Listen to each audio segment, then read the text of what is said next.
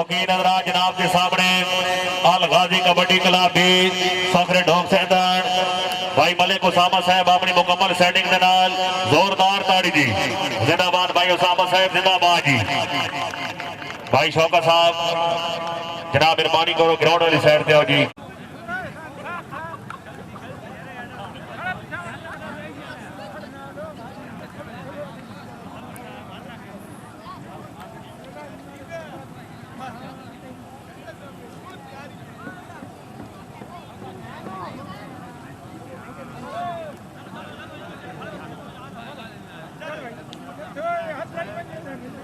शौकीन हजरात जनाब के सामने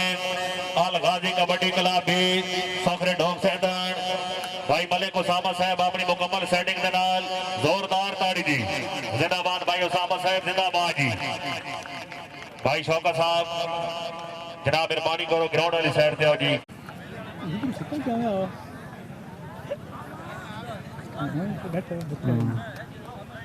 उसमें पैंट काट चुकी है